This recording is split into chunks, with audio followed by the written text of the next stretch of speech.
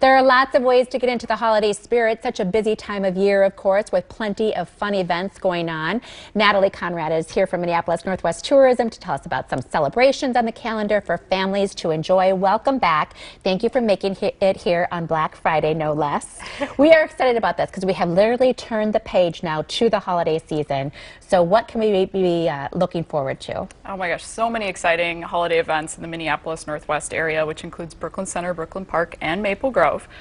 So A Norwegian Christmas is coming up. It's December 7th and 8th. It's a really cool way to kind of celebrate the holidays, learn a little bit about history. It's at Historic Eidem Farm. So they'll have crafts, caroling, all kinds of things. And then also in Maple Grove, the same weekend is the hometown holiday on Main Street. Wow. So you can meet Santa, Mrs. Claus. There's a parade.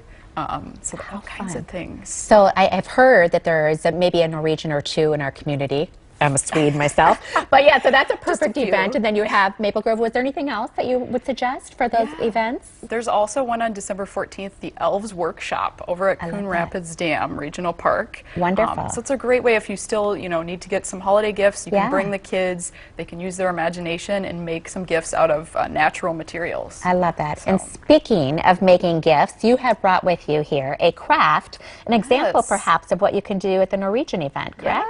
Yes. This is one of the crafts at the Norwegian Christmas. It's called a pomander. So it's kind of a traditional craft, but it's something that's really easy to do at home too. So traditionally you use an orange for this, but you can use all kinds of citrus or even apple fruits.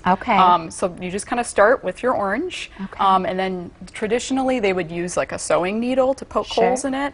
I'm using toothpicks since I know everyone's got that at home. So all you do is you just poke holes in there, and then you use cloves. And you can do a fun design, or you can cover the whole thing if you want. You can give it a try if you want. Okay, yes, and beware the juice that might come out, right?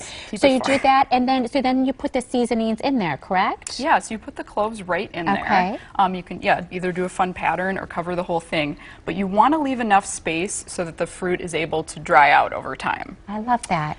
And then this is the final version of it. Is that right? Yes. Ta-da! Look how lovely that is. That is so cute. Something that you can involve the kids and go ahead and do it. And you can do that at the Norwegian Christmas. Yes, so it's a great potpourri, or you can keep it in your closet to keep everything smelling fresh and keep mothballs away too. And remind yourself that it's the holidays. Yes, very good. Well, thank you so much, Natalie. That was perfect. And we do have all the details on all the events that Natalie mentioned on the KARE 11 app, as well as KARE11.com.